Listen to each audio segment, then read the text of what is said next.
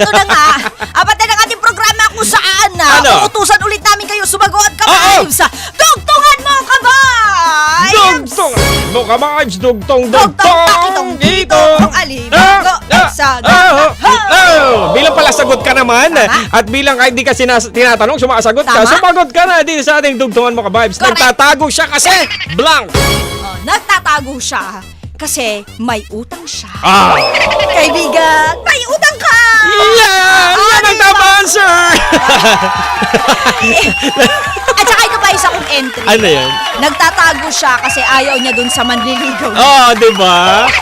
Nagtatago siya kasi ayaw niya sumama sa mga tropa niya. Kasi nga, pupunta siya kay Bebe Loves niya!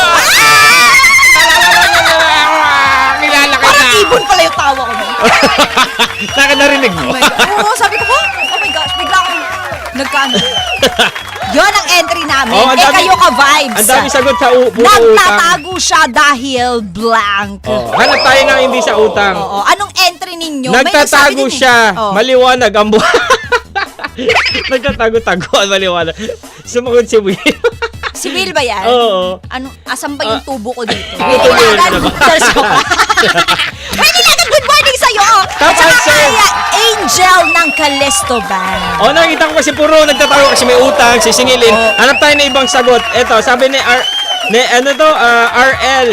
Pambulabog sa umaga, Mamma Mia yung Joko Loco. Kape. Sabi niya dito. May sumagot dito. Nagtatago siya kasi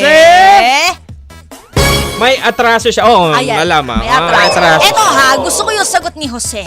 Jose Jr. Sabi niya nagtatago siya dahil nahuli na siya ng asawa. Ayun! Ayan, buti na. Yayang! Nagtatago siya kasi ayaw niyang sumama sa inuman kasi nagbago na nga daw siya. Bago siya. Tama, nagbago na siya. 2026 na kasi. Tama na. 7:20 na ng umaga, umiinom pa rin kayo. Diba? Maawa naman kayo sa mga atay ninyo. Grabe naman! Sabi ko sa'yo, alalay atay sa malupit na tagay. Ito sitwasyon naman sa jeep. Nagtatago daw siya at kunyari wala siya nakikita dahil may ipapaabot na pamasahe sa kanya. Yun naman talaga kasi iba, yung bigla ka magkaka-extra racket, may extra trabaho ka, taga-abot ka ng bayad. Ang hirap umupo sa unahan. Anong racket mo ito? Ito malala minsan bayad po. Malala minsan kapag nasa jeep kayo, dalawa lang kayong pasahero, magkatapatan na kayo dun sa bungad, tapos ipapaabot pa sa yung bayad. Sabi mo kaya naman ako sa'yo, akin na nga.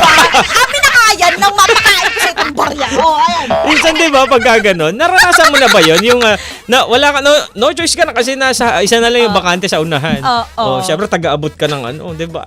Yung tapos may magiging yung sukli daw. Uy ito lang, share ko lang kahit hindi ninyo tinatanong. Ano mo nabibili ako sa mga chuper natin? Ano yan? Kasi, alam mo yun, nagdadrive na sila, nagko-compute pa sila. Ay, totoo diba? yan. Kung ilan ng susukli, diba? Doon sa kanilang... nakaganto yung mga pera, diba? Diba? Saan ka makakakita ng ganon? Dito lang yan. Kaya saan ka pa? Dito ka na. Saan ka ba?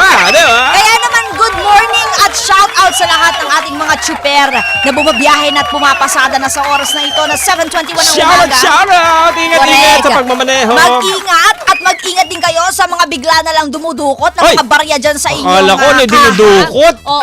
Diba? Huwag kayong magpapatinag, maging alisto. Mapagbatsyag at maging alerto. Nakatutok. Ito, si Teresa sumagot. Nagtatago siya kasi takot siyang mahiraman. Pwede no?